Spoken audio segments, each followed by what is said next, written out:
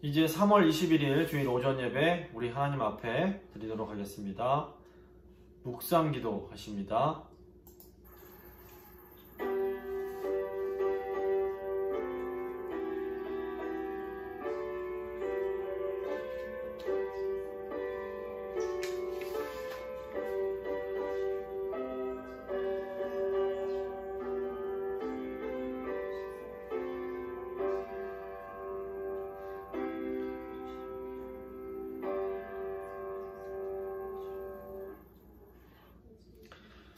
거룩하신 삼위일체 하나님, 하나님의 은혜와 약속 가운데 은혜로 구원을 받은 백성들이 하나님을 예배하기 위하여 이 시간 모였습니다. 성부 하나님, 온 세상을 창조하신 그 능력으로 우리를 새롭게 창조하여 주시고, 성자 예수님, 우리를 구원하신 그 능력으로 우리의 죄를 사해 주시옵시며, 성령 하나님, 우리를 거룩하게 하시는 그 능력으로 우리에게 하나 되는 은혜를 더하여 주시옵소서. 성령 안에서 말씀 되시는 성자 예수 그리스도를 통하여 성부 하나님께 나아가 예배하기를 원하오니 이 시간 우리가 드리는 예배를 받아 주시옵소서. 감사드리며 귀하신 우리 주 예수 그리스도의 이름으로 기도드립니다. 아멘. 사도신경으로 우리의 신앙 함께 고백하도록 하겠습니다. 나는 전능하신 아버지 하나님, 천지의 창조주를 믿습니다. 나는 그의 유일하신 아들 우리 주 예수 그리스도를 믿습니다. 그는 성령으로 잉태되어 동정녀 마리아에게서 나시고 본디오 빌라도에게 고난을 받아 십자가에 못 박혀 죽으시고 장사된 지 사흘 만에 죽은 자 가운데서 다시 살아나셨으며 하늘에 오르시어 전능하신 아버지 하나님 우편에 앉아 계시다가 거기로부터 살아있는 자와 죽은 자를 심판하러 오십니다. 나는 성령을 믿으며 거룩한 공교회와 성도의 교제와 죄를 용서받는 것과 몸의 부활과 영생을 믿습니다. 아멘. 찬송가 10장 찬양하겠습니다. 찬송가 10장입니다.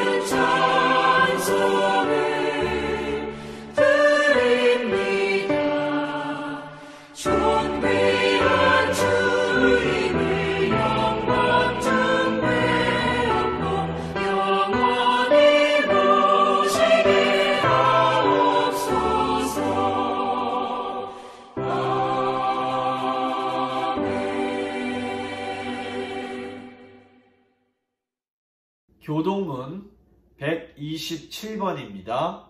교동문 127번 함께 교독하겠습니다.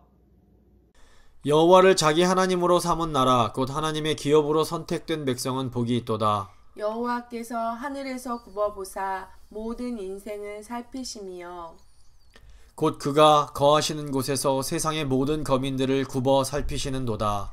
그는 그들 모두의 마음을 지으시며 그들이 하는 일을 굽어 살피시는 이로다. 많은 군대로 구원 얻은 왕이 없으며 용사가 힘이 세어도 스스로 구원하지 못하는도다. 우리 영혼이 여호와를 바라며 그는 우리의 도움과 방패시로다.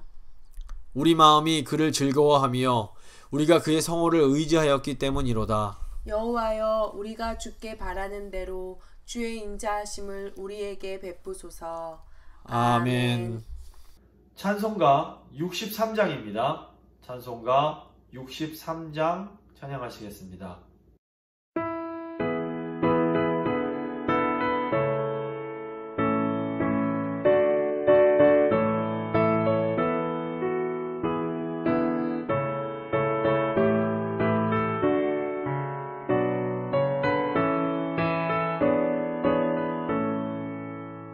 주가 세상을 다스리니 그 위엄이 넘쳐나고 그의 나라와 주의 영광 온 하늘에 가득하다. 저 흉악한 마귀의 무리 다 멸망케 하시는 주 이 찬양을 주께 드리니 큰 영광을 받으소서. 주가 공중의 손으로서 이 세상을 창조하니 그의 놀라운 창조 솜씨 만 백성이 경탄하네. 저 하늘의 별들도 모두 주 영광을 나타내요. 늘 돌보아 주시는 주께 큰 영광을 돌립니다. 주가 세상의 피조물을 인간에게 다 맡기고 순종하라는 말씀으로 그 권위를 주셨도다. 온 땅 위에 주님의 위엄 늘 넘치며 가득하니 그 나라와 주님의 영광 온 천하에 찬란하다.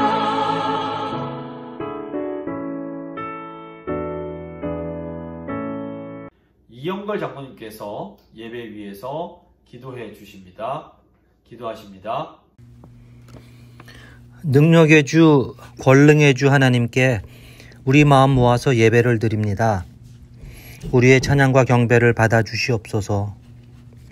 이른 비와 늦은 비로 우리에게 은혜를 내리시는 주님, 지팡이와 막대기로 우리를 안위하시는 주님, 우리의 인생이 아침에 피었다 사라지는 안개와 같음을 깨닫게 해주시는 주님, 우리의 부족함을 통해 하나님의 주되심을 가르쳐 주시는 주님, 우리에게 회개하는 심령을 주시어 더욱더 하나님을 의지하고 구원을 소망하는 저희들이 되게 하여 주옵소서. 아울러 저희들의 구원뿐만이 아니라 구원의 자리에서 떠나간 우리의 사랑하는 형제 자매들과 또 하나님을 모르고 이 세상에서 방황하는 어둠 속에서 슬픔의 시간을 보내고 있는 불쌍한 사람들을 위하여 저희들이 하나님께 나와서 기도하는 저희들 되게 하여 주시옵소서. 그리하여 우리의 기도의 지경이 넓혀지며 하나님의 복음 사업을 잘 감당하는 하나님의 자녀들이 되기를 원합니다. 나의 나된 것을 내려놓을 때에 하나님이 준비해 놓으신 생명의 길, 영원의 삶, 평강의 마음이 되는 것을 저희들이 경험하게 하여 주시옵소서. 고난 중에 있는 이들을 위하여 하나님께 기도드릴 때에 고난의 끝에 있는 하나님의 축복이 우리에게 임하게 하여 주옵소서. 구원의 기쁨과 감사의 찬양이 늘 우리 입에서 떠나지 않아서 원망과 불평의 말들이 우리의 입을 범하지 않게 하여 주시옵소서. 십자가의 지혜와 능력과 승리를 기념하는 부활절을 맞이하여 저희 재건 나성교회가 하나님께 대면 예배로 드리려 하오니 하나님께서 준비하는 모든 일들을 주관하여 주시고 신성욱 목사님과 준비하는 모든 손길들을 축복하여 주시옵소서.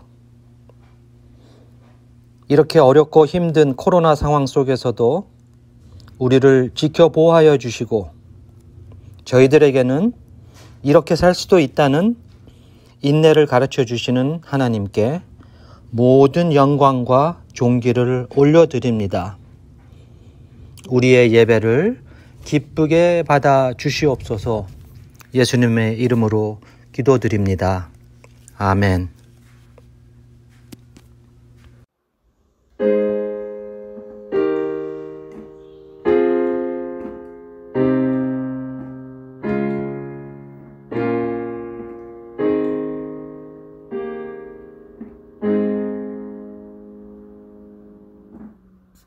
오늘 주신 하나님 말씀은 에스겔 1장 1절부터 14절까지의 말씀입니다.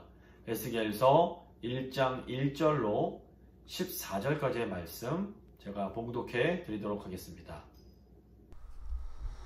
30째 해 넷째 달 초닷새에 내가 그발강가 사로잡힌 자 중에 있을 때에 하늘이 열리며 하나님의 모습이 내게 보이니 여호야긴 왕이 사로잡힌 지 5년 그 달 초닷새라. 갈대아 땅 그발 강가에서 여호와의 말씀이 부시의 아들 제사장 나 에스겔에게 특별히 임하고 여호와의 권능이 내 위에 있으니라. 내가 보니 북쪽에서부터 폭풍과 큰 구름이 오는데 그 속에서 불이 번쩍번쩍하여 빛이 그 사방에 비치며 그 불 가운데 단 쇠 같은 것이 나타나 보이고 그 속에서 네 생물의 형상이 나타나는데 그들의 모양이 이러하니 그들에게 사람의 형상이 있더라. 그들에게 각각 네 얼굴과 네 날개가 있고 그들의 다리는 곧은 다리요 그들의 발바닥은 송아지 발바닥 같고 광낸 구리같이 빛나며 그 사방 날개 밑에는 각각 사람의 손이 있더라. 그 네 생물의 얼굴과 날개가 이러하니 날개는 다 서로 연하였으며 갈대에는 돌이키지 아니하고 일제히 앞으로 곧게 행하며 그 얼굴들의 모양은 넷은 아픈 사람의 얼굴이요 넷의 오른쪽은 사자의 얼굴이요 넷의 왼쪽은 소의 얼굴이요 넷의 뒤는 독수리의 얼굴이니 그 얼굴은 그러하며 그 날개는 드러펴서 각기 둘씩 서로 연하였고 또 둘은 몸을 가렸으며 영이 어떤 쪽으로 가면 그 생물들도 그대로 가되 돌이키지 아니하고 일제히 앞으로 곧게 행하며 또 생물들의 모양은 타는 숯불과 횃불 모양 같은데 그 불이 그 생물 사이에서 오르락 내리락 하며 그 불은 광채가 있고 그 가운데에서는 번개가 나며 그 생물들은 번개 모양같이 왕래하더라. 아멘. 이제 특별 찬양 순서가 되겠습니다.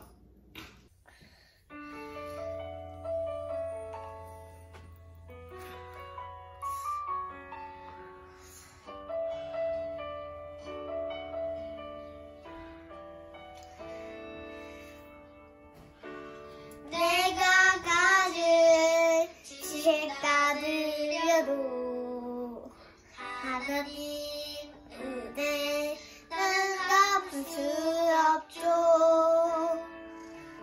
내가 가진 사랑가 들려도 살짝아 은혜는 갚을 수 없죠.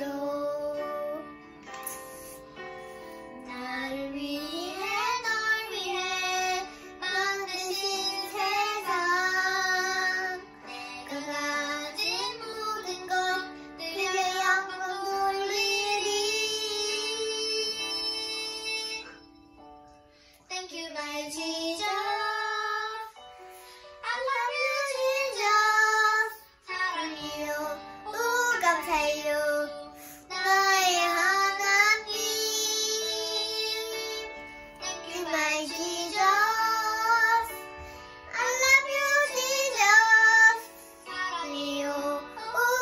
감사해요 나의 하나님.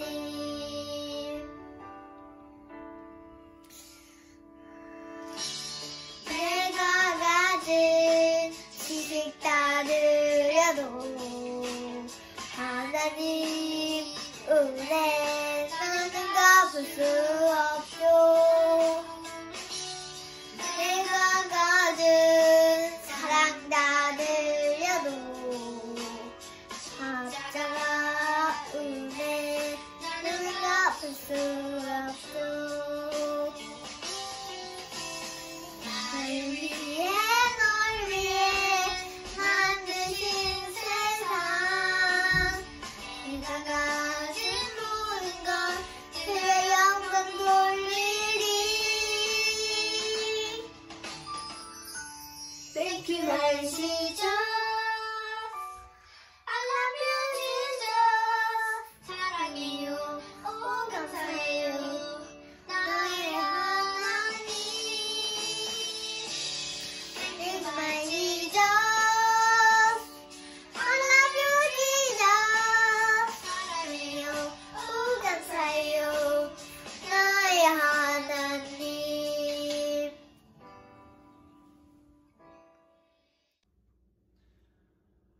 오늘은 에스겔의 환상이라는 제목으로 하나님 말씀 함께 나누고 기도하도록 하겠습니다. 저희가 이제 몇 주 전에 끝이 난 그 열왕기서를 보면 그 마지막 부분이 남유다 왕국이 바벨론 제국에 의해서 멸망하는 내용으로 되어 있습니다. 이 바벨론 제국이 남유다를 멸망시킬 때에 남유다의 백성들을 3번에 걸쳐서 포로로 사로잡아 갑니다. 처음이 주전 605년으로 이때는 주로 남유다의 귀족들을 중심으로 포로를 사로잡아 갔는데 이때 다니엘과 3 친구가 함께 이렇게 바벨론으로 끌려가게 됩니다. 그리고 이제 두 번째가 이때부터 7년 뒤인 주전 598년경인데 이때 바벨론이 또다시 남유다 백성들을 포로로 사로잡아가게 됩니다. 에스겔 선지자가 바로 이 시기에 바벨론으로 사로잡혀온 사람이었습니다. 그리고 이제 12년 후인 주전 586년경에 바벨론 군대에 의해서 예루살렘 성전이 완전히 파괴가 되고 불타버리게 됩니다. 이 에스겔서에 있는 대부분의 예언들은 에스겔이 바벨론으로 끌려갔던 주전 598년부터 예루살렘 성전이 완전히 파괴된 주전 586년 이 사이에 선포된 말씀들이라고 볼 수 있습니다.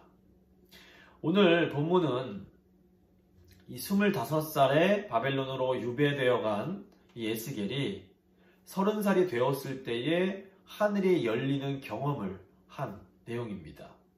이 말씀을 통해서 답답한 현실을 살아가는 이 땅의 성도들이 어떻게 해야 할지에 대해서 좀 배울 수 있습니다. 오늘 본문 3부분으로 나눠서 살펴볼 텐데 첫 번째는 성도의 현실입니다. 두 번째는 하나님의 말씀, 세 번째는 하나님의 보좌입니다. 성도의 현실, 하나님의 말씀, 하늘의 보좌입니다. 먼저 성도의 현실입니다. 1절과 2절 말씀입니다.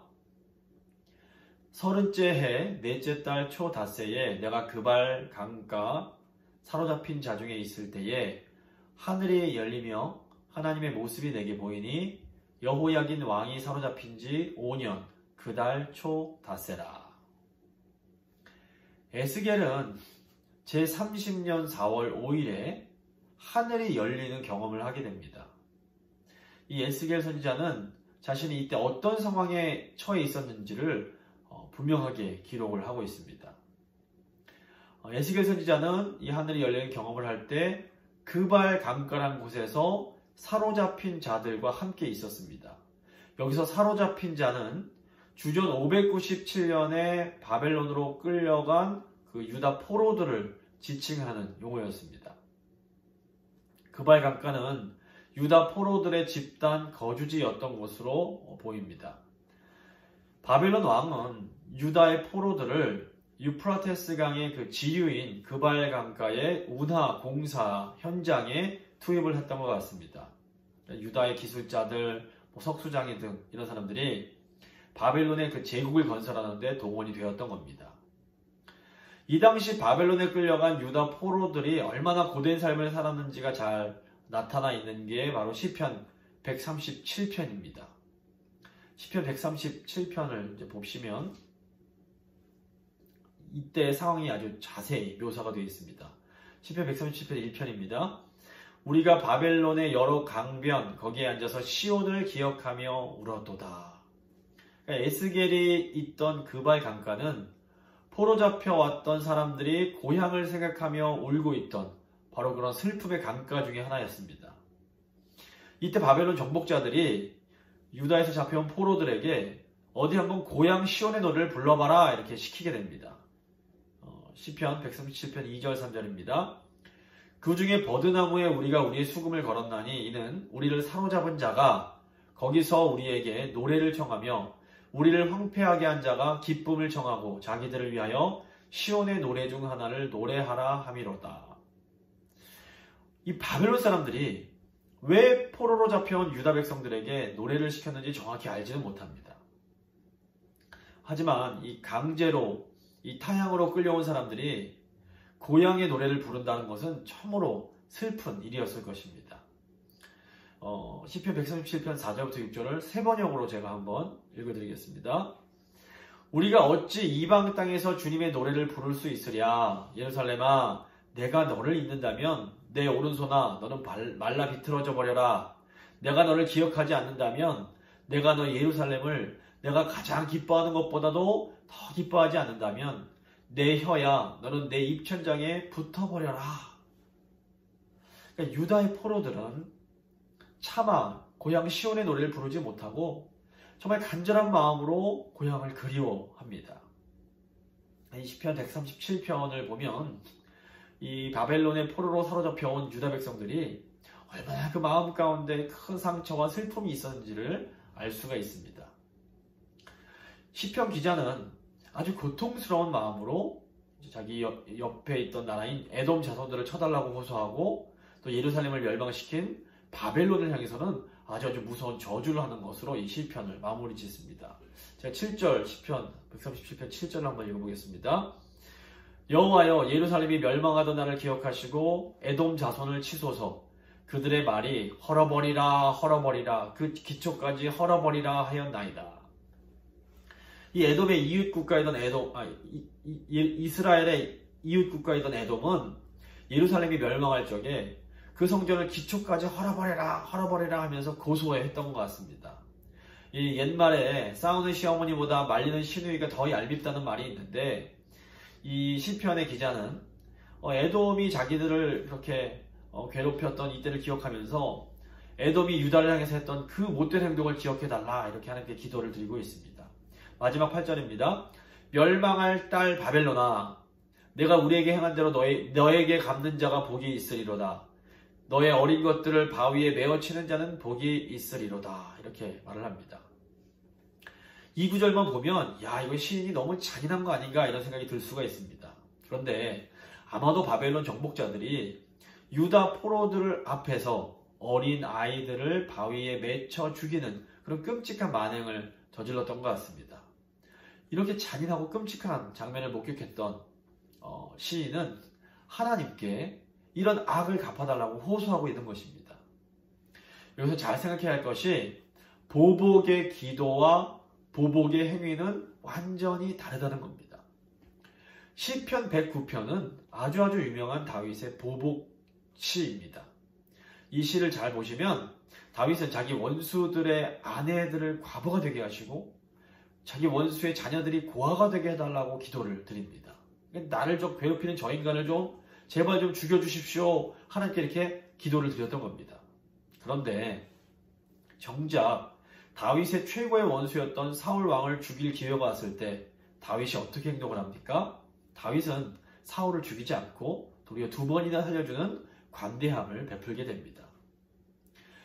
하나님께 처절한 보복의 기도를 하며 원통한 마음을 쏟아낼 때에 결정적인 순간에 우리에게 잘못한 사람을 용서해 줄 수 있는 힘을 공급받게 되는 겁니다. 그래서 사실상 이런 잔인해 보이는 보복의 기도는 우리가 정말로 보복의 행위를 하지 않을 수 있는 최고의 방법이라고 볼 수 있습니다. 그래서 다른 사람으로부터 고통이나 상처를 당한 사람일수록 아주 그냥 노골적으로 원통한 마음을 쏟아내면서 기도하는 것이 필요합니다. 우리가 우리를 힘들게 하는 사람에 대해서 또 다른 사람이 아니라 하나님께 나아가서 그 사람을 욕하고 저주하는 것은 이것은 사실상 굉장히 좋은 일입니다. 이렇게 하나님께 보복의 기도를 드리는 사람만이 진정한 용서를 베풀 수 있는 힘을 얻을 수가 있습니다. 에스겔은 25살 청년의 나이로 다른 포로들과 함께 바벨론에 사로잡혀 와서 큰 절망과 큰 슬픔 속에서 5년이란 세월을 보내야만 했습니다. 이 시대 성도들의 현실을 보면 청년 다니엘이 겪었던 그런 현실과 비슷한 부분이 있는 것을 보게 됩니다. 코로나도 참 힘들고 어렵지만 코로나뿐 아니라 원하지 않는 관계의 어려움이라든가 육체의 어려움 때문에 어려움을 겪는 성도님들이 많이 계십니다. 이렇게 우리 삶이 모든 것이 무너져 버리고 이국 땅에 유배되어서 살아가는 유다 백성들처럼 아주 모든 것이 깜깜하고 암담하게 느껴질 때에 우리에게 필요한 것이 있는데 그것이 바로 하나님의 말씀이 특별히 임하는 경험이 필요합니다. 두 번째, 하나님의 말씀에 대해서 한번 생각을 해보겠습니다. 3절입니다. 갈대아 땅 그발 강가에서 여호와의 말씀이 부시의 아들 제사장 나 에스겔에게 특별히 임하고 여호와의 권능이 내 위에 있으니라. 에스겔이 잡혀올 때에 이절 보시면 유다 왕 여호야긴도 같이 사로잡혀 오게 됩니다. 물론 남유다에는 이제 바벨론 왕이 그 시드기야를 왕으로 앉혀 놓았습니다. 하지만 포로로 잡혀온 사람들은 이 시드기야를 왕으로 인정하지 않았습니다. 에스겔이 보기에도 시드기야는 왕이 아니었습니다. 그래서 더 이상 에스겔이 보기에 유다의 왕은 존재하지 않았고 유다의 왕위는 비어있는 것과 다름이 없었습니다. 유다 백성들은 이제 하나님의 통치를 대신해줄 왕이 없기에 더 이상 하나님의 통치를 받을 수 없다라고 생각을 했습니다. 그런데 하나님은 이런 신앙적, 정치적인 뿐 아니라 신앙적인 절망에 빠져있던 에스겔을 예루살렘 성전이 아니라 하늘의 성소로 부르십니다. 이제 에스겔은 예루살렘 성전을 섬기는 제사장이 아니라 하늘의 성전을 위해서 봉사하는 하나님의 선지자가 된 것입니다. 만약에 에스겔이 예루살렘 성전의 제사장으로 섬기고 있었다면 절대로 이런 놀라운 하늘의 체험을 하지 못했을 것입니다.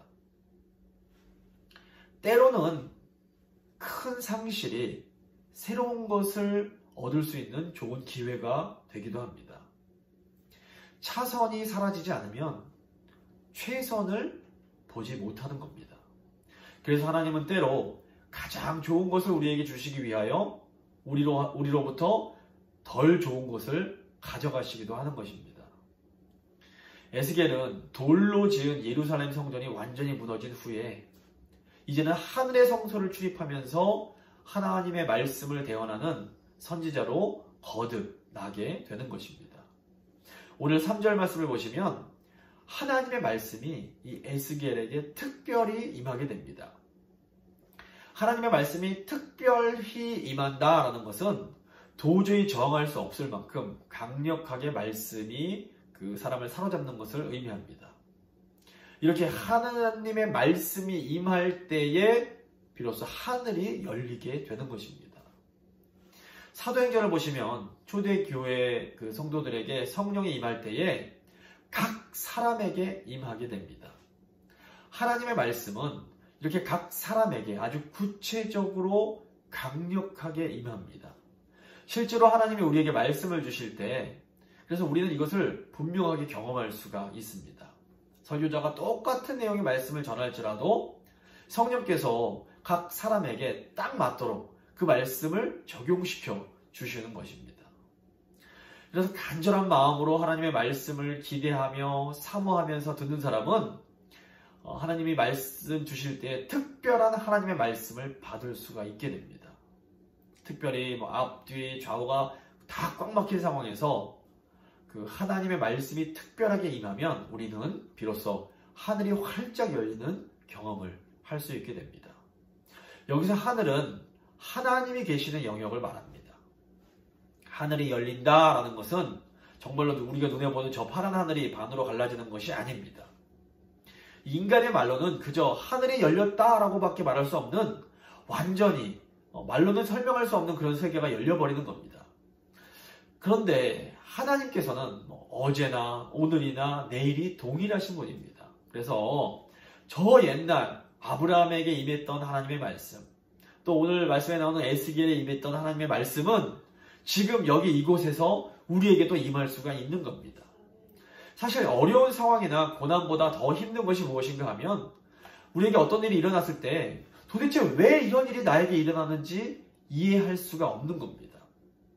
우리가 힘들어도 그래서 그렇구나 이 의미를 알면 우리가 견딜 수가 있게 됩니다. 하나님의 말씀을 사모하면서 기다리는 사람이 받는 최고의 복이 무엇인가 하면 하나님의 말씀이 특별하게 임할 때에 지금 나에게 일어나고 있는 일들에 대해서 그 의미를 발견할 수가 있게 되는 겁니다. 하나님의 말씀을 사모하는 사람은 우리 주위에서 일어나는 아주 사소한 일들 속에서도 하나님의 말씀이 임하는 경험을 할 수 있게 됩니다. 그래서 자동차 타이어만 펑크가 나도 이거 하나님 나에게 어떤 사인을 주시는구나 하는 걸 깨달을 수가 있게 되는 겁니다. 하지만 평소에 하나님 말씀을 잘 생각하지 않는 사람은 하나님이 말씀을 하셔도 그 음성을 잘 분별하기가 굉장히 어렵습니다. 그래서 성경을 보면 하나님께서 하나님 사람들에게 계속해서 말씀을 주시는데 왜 나에게는 말씀을 안 주시는 거야? 이런 생각을 하실 수가 있습니다. 하지만 성경에 나오는 하나님의 사람들도 이렇게 하나님의 말씀을 듣기까지는 꽤 오랜 시간이 필요했습니다. 아브라함도 이 하나님과 친밀한 대화를 나눌 수 있는 사람이 되기까지 하나님 말씀을 듣고 자기의 뜻을 복종시키는 아주 긴 연단의 시간이 필요했습니다.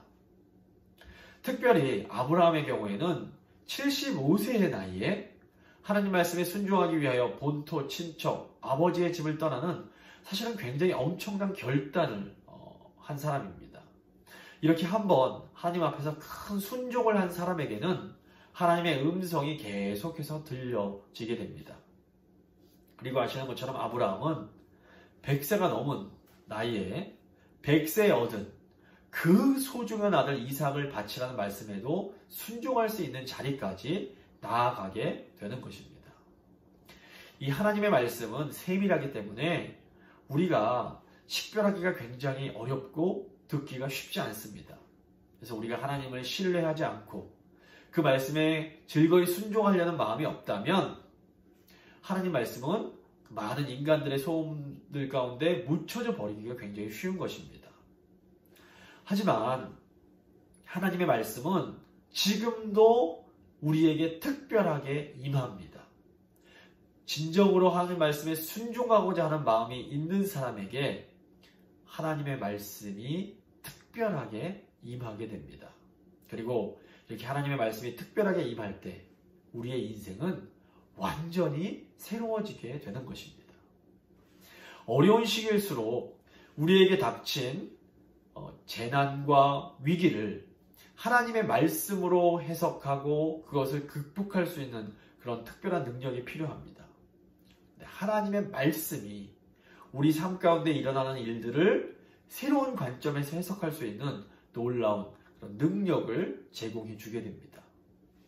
에스겔은 이렇게 하늘이 열림을 통해서 하나님의 말씀이 특별하게 임하는 것을 경험한 후에 비로소 유다가 멸망한 이유를 깨닫게 됩니다.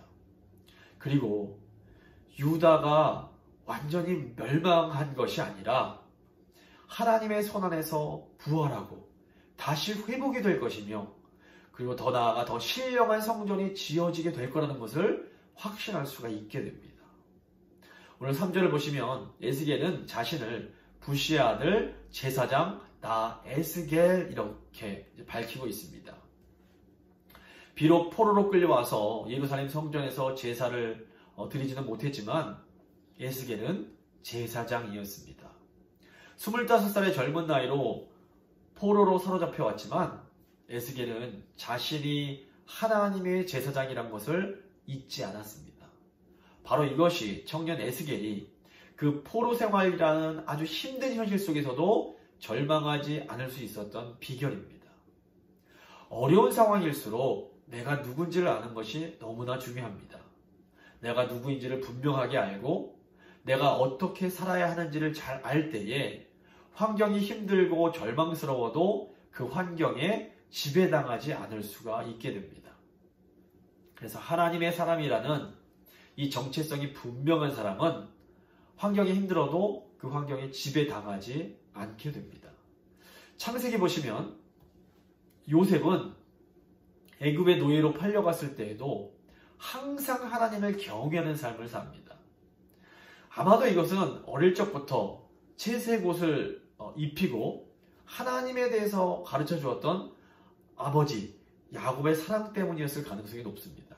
그래서 요셉은 몸은 비록 노예 신세였지만 자신이 여호와 하나님의 사람이며 여호와 하나님을 경외하는 삶을 살아가야 한다는 것을 한순간도 잊지 않았던 것입니다. 또 다니엘서에 나오는 다니엘과 세 친구도 마찬가지입니다. 비록 몸은 바벨론 왕의 종으로 살아가야 했지만 그들은 자신들이 누구인지를 한순간도 잊지 않았습니다. 에스겔도 비록 자신이 바벨론의 포로로 사로잡혀 왔지만 그럼에도 자신이 하나님의 제사장이라는 것을 잊지 않았습니다. 에스겔이 스스로를 제사장이라고 부르는 것은 그가 바벨론에서도 이스라엘의 제사장의 옷을 입고 제사장의 머리를 하고 제사장의 두건을 쓰고 살아갔음을 의미합니다. 에스겔이 포로로 끌려올 때가 25살이었습니다. 예루살렘 성전을 섬기는 제사장은 25살에 수습으로 성전 봉사를 시작해서 30살이 되면 정식으로 이제 보수를 받는 제사장의 일을 할 수 있었습니다. 만약에 에스겔이 예루살렘에 남아 있었다면 제사장직 수습을 시작했을 그 나이에 이제 포로로 끌려오게 되었던 것입니다. 청년 에스겔은 성전에서 섬기지 못하고 바벨론으로 끌려왔지만 바벨론에서 포로들을 위한 목회를 했던 것 같습니다.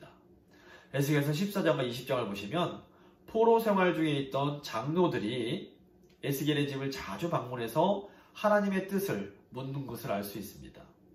또 에스겔은 포로 공동체에서 노래 잘하는 자로 불리곤 했습니다.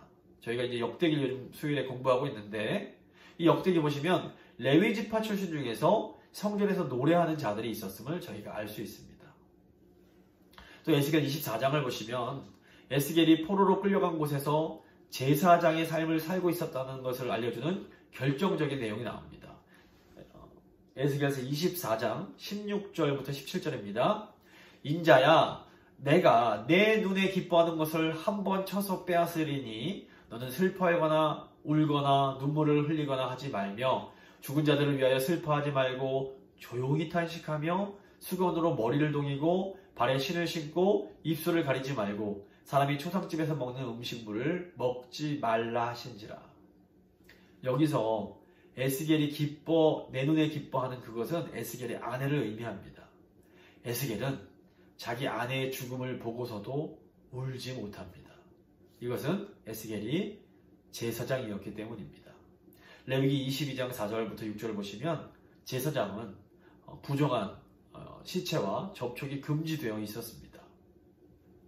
제사장은 자기 아내가 죽어도 슬픔을 공적으로 표시하지 못하는 그런 존재였던 겁니다.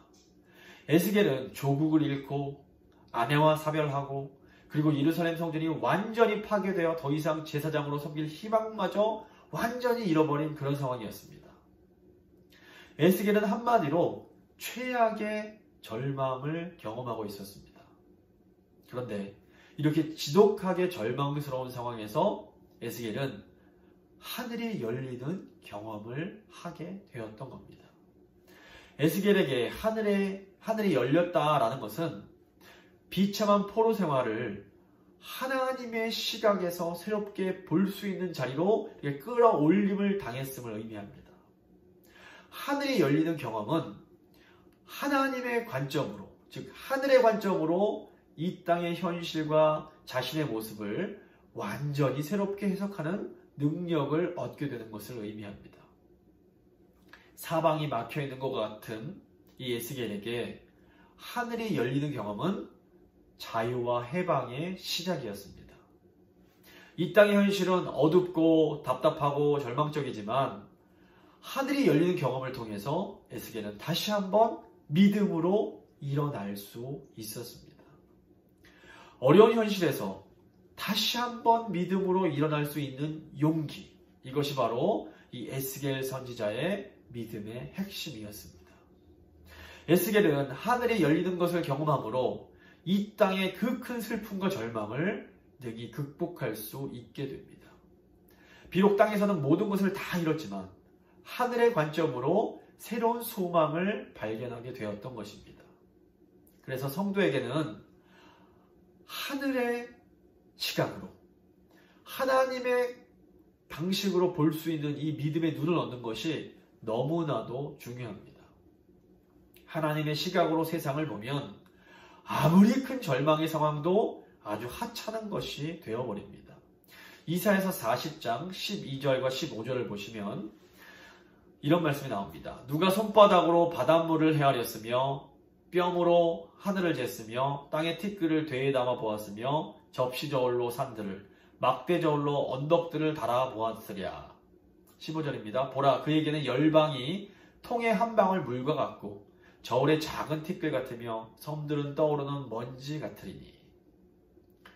거대한 대양도 하나님의 저울에는 물 한 방울밖에 되지 않고 어마어마하게 높은 태산도 하나님의 가장 작은 저울에 재어보면 먼지밖에 되지 않는 것입니다. 인간이 볼 때에는 태산처럼 절망적인 상황도 하나님의 저울 앞에서는 먼지처럼 작아지게 됩니다. 이것이 바로 하늘이 열리는 것이고 하나님의 관점으로 볼 수 있게 되는 것입니다. 하늘이 열리고 하나님의 보좌를 본 에스겔은 비록 유다는 망해도 하나님의 나라, 그 거룩한 하나님의 보좌는 여전히 든든히 서 있다는 것을 깨닫게 됩니다. 이스라엘의 하나님께서 살아계시다면 이스라엘도 여전히 미래가 있는 것입니다. 에스겔은 바벨론 포로 생활의 의미를 깨달은 후에 절망을 극복했을 뿐 아니라 자신과 함께 있는 유다 포로들이 새로운 이스라엘을 만들어가야 하는 영적 개척자들이라는 것을 깨닫고 회복과 부흥의 선지자로 거듭나게 됩니다. 에스겔은 하늘이 열리는 체험을 통해서 자신의 삶을 새로운 사명의 관점에서 볼 수 있게 된 것입니다. 에스겔은 포로 생활이라는 절망스러운 현실을 견디고 살아가야 하는 이유를 발견하게 됩니다. 우리도 하나님의 말씀이 임하고 하늘이 열리는 체험을 할 때에 우리의 삶을 새로운 사명의 관점에서 볼 수 있게 됩니다. 그리고 절망스러운 현실을 견디고 살아가야 하는 그 이유를 발견할 수 있게 되는 것입니다. 이제 세 번째, 하나님의 보좌입니다. 4절입니다. 내가 보니 북쪽에서부터 폭풍과 큰 구름이 오는데 그 속에서 불이 번쩍번쩍하여 빛이 그 사방에 비치며 그 불 가운데 단 쇠 같은 것이 나타나 보이고. 에스겔이 본 것은 하늘의 불전차 보좌였습니다. 이 보좌는 폭풍과 큰 구름과 함께 화염 속에서 움직였습니다. 모세와 엘리야도 폭풍과 큰 구름과 함께 하나님께서 임하시는 것을 경험했습니다. 이제 이 에스겔이 살던 고대 근동에서는 한 나라가 멸망하면 그 나라를 지켜주던 신도 같이 망하는 것으로 생각을 했습니다. 그래서 아수르가 멸망하면 아수르의 신도 같이 망하는 것이고, 바벨론이 멸망하면 바벨론의 신도 같이 멸망하는 거였습니다. 그런데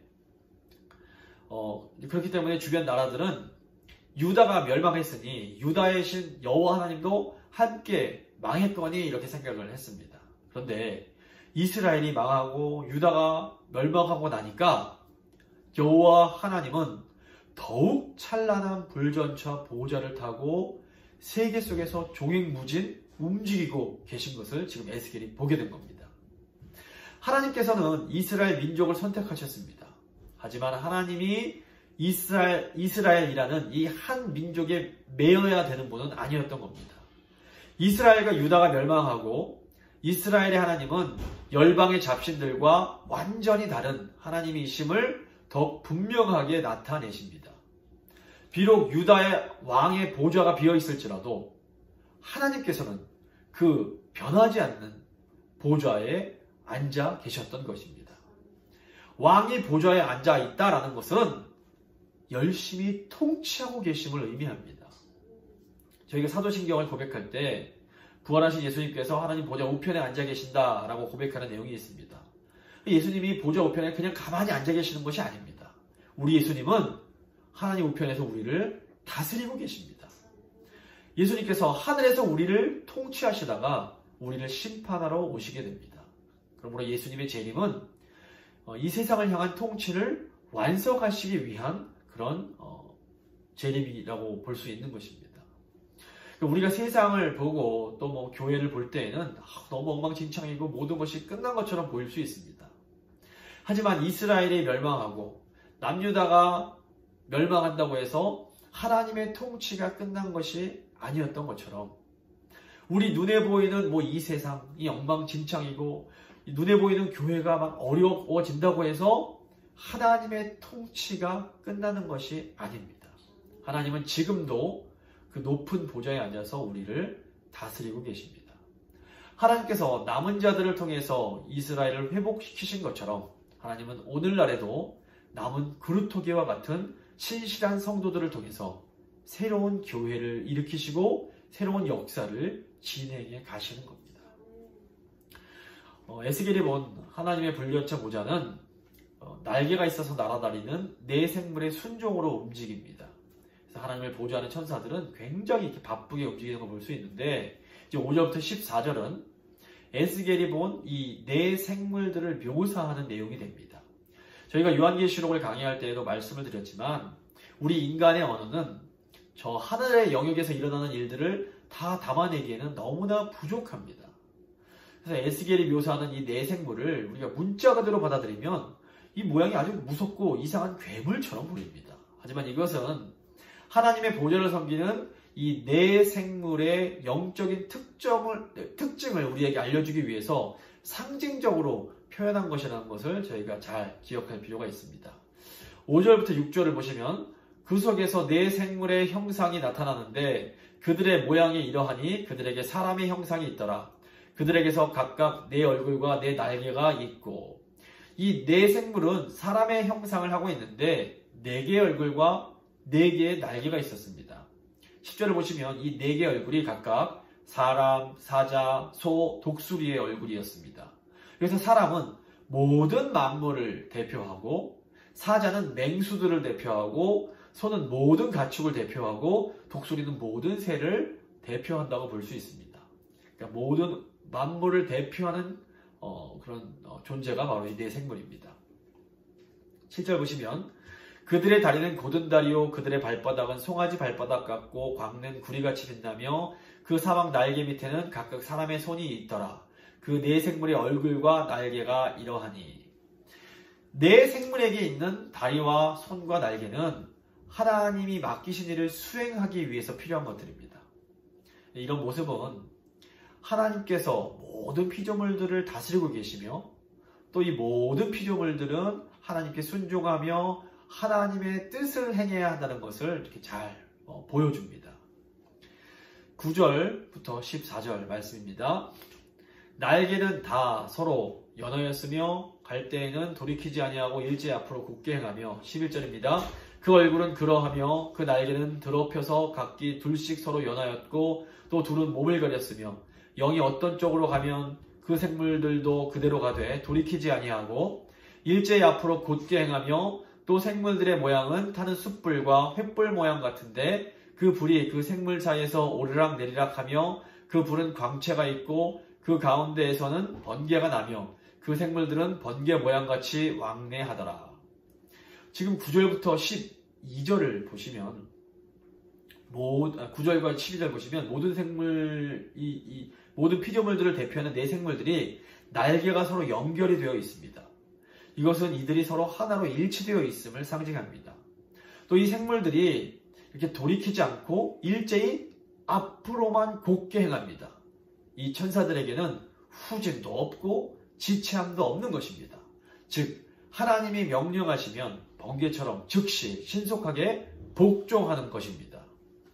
하나님께서 에스겔에게 왜 이런 하늘 보좌와 네 생물들의 환상을 보여주신 것일까요? 에스겔의 환상은 하늘 보좌 곁에서는 모든 만물을 대표하는 그 존재들이 하나님의 뜻에 완전히 복종하며 하나님을 섬기고 있다는 것을 보여줍니다. 즉, 이 땅에서의 현실은 유다가 멸망하고 모든 것이 다 끝난 것 같이 보일지 몰라도 하나님이 계신 하늘에서는 변함없이 하나님의 뜻이 이루어지고 있음을 잊지 말라는 것입니다. 우리 예수님께서 제자들에게 주기도문을 가르쳐 주실 때에 아버지의 뜻이 하늘에서 이루어진 것처럼 땅에서도 이루어지게 해달라 이렇게 기도하라고 하십니다. 저 하늘에서는 지금도 하나님의 뜻이 완전하게 이루어지고 있습니다. 하나님은 그리고 이 땅에도 하나님의 뜻을 이루시기 위하여 우리 예수님을 보내주셨습니다. 예수님께서 아버지께 순종하여 십자가에서 죽으시고 부활하심으로 이 세상을 위한 하나님의 뜻이 이루어지기 시작했습니다. 그리고 하나님께서는 성령을 보내주셔서 교회를 세우심으로 지금도 계속해서 하나님의 뜻을 이루어가고 계신 것입니다. 말씀을 마무리 지어보도록 하겠습니다. 우리 눈으로 보면 이 세상이 정치적으로나 경제적으로 모든 것이 엉망이 되어버리고 있는 것처럼 보입니다. 하지만 우리 하나님께서 여전히 지금도 보좌에서 통치하고 계심을 잊어서는 안 됩니다. 유다의 멸망이 새로운 하나님 나라의 시작이었던 것처럼 우리가 보기에 절망스러운 일들이 하나님의 새로운 뜻이 이루어지기 위한 출발이 될 수 있습니다. 고통스럽고 절망스러운 상황이라도 하나님의 말씀이 특별히 임하고 하늘이 열리는 체험을 하기만 하면 우리는 얼마든지 다시 시작할 수 있습니다. 우리가 하늘이 열리는 경험을 하려면 우리는 우리가 누구인지를 잊어서는 안 됩니다. 우리는 우리 예수님께서 핏값 주고 사신 하나님의 자녀들이요, 이 세상을 복주기 위해서 부름받은 거룩한 제사장들입니다. 비록 힘들어도 우리가 거룩한 제사장이라는 것을 잊지 않고 살아갈 때에 하나님은 우리에게 하늘이 열리는 경험을 하게 하시고 새로운 사명을 허락해 주실 것입니다.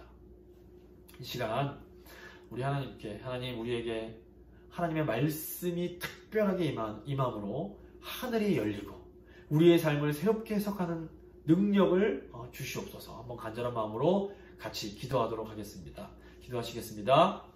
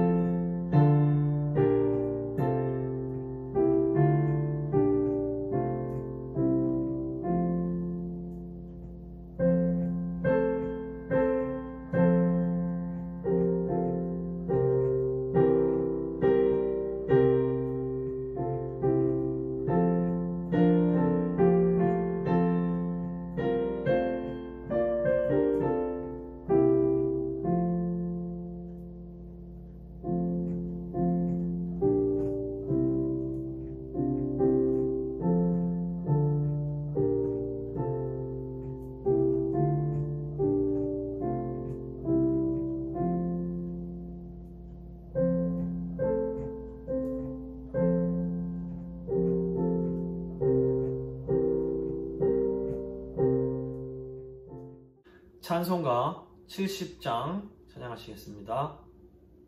찬송가 70장입니다.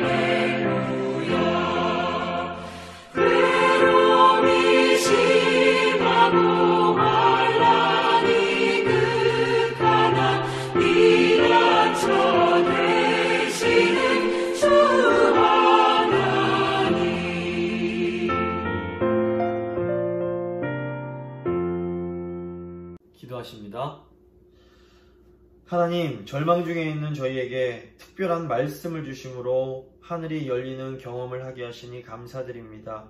힘든 현실 속에서도 우리가 누구인지를 잊지 않게 하시고 하나님이 주신 사명을 잘 감당하는 우리 교회가 될 수 있도록 주여 도와주시옵소서. 하나님 은혜에 감사하는 마음으로 예물 드린 손길들 주님 기억하시고 그 삶을 책임져 주시고 좋고 귀한 것들로 그 삶을 채워주시기를 간절히 소망합니다. 또 함께 모여 예배하기를 사모하는 성도들의 마음을 받아주시고 이제 준비하고 있는 예배, 부활주일 예배도 주님께서 가장 선한 길로 인도하여 주시옵시고 또 그때까지 모든 성도님들 한 분 한 분 안전하게 지켜주시기를 간절히 소망합니다.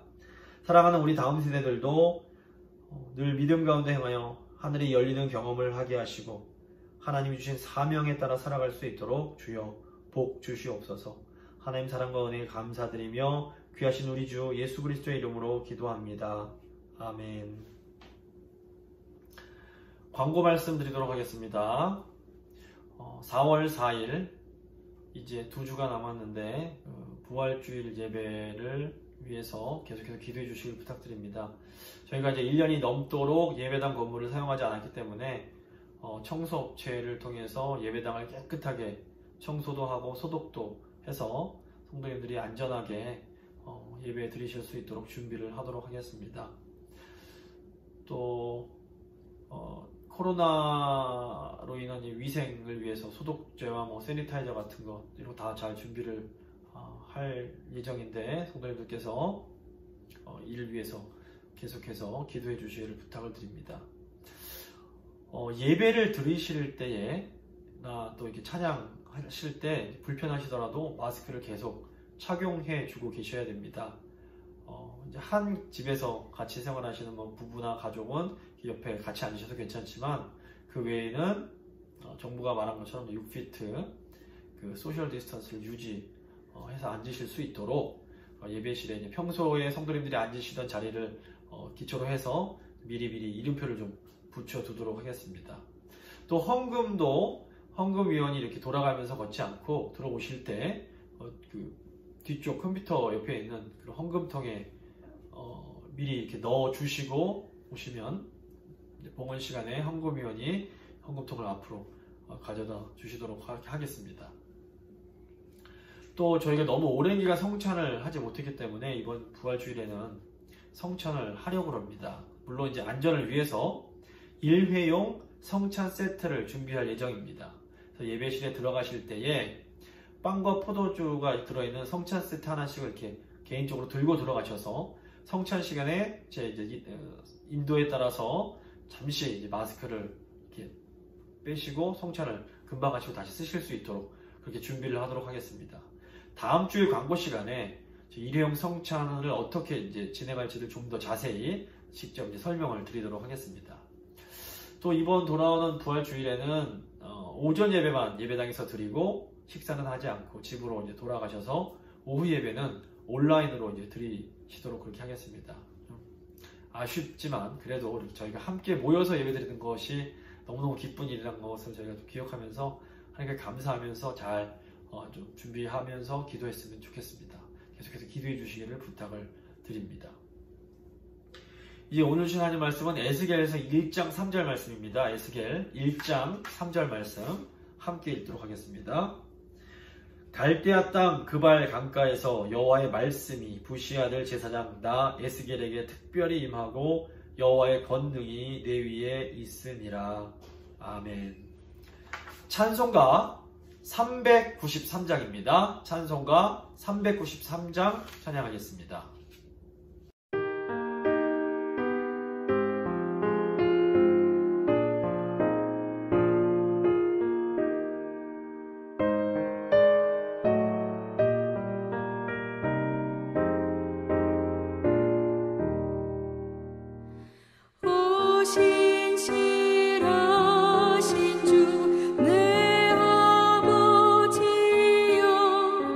늘 함께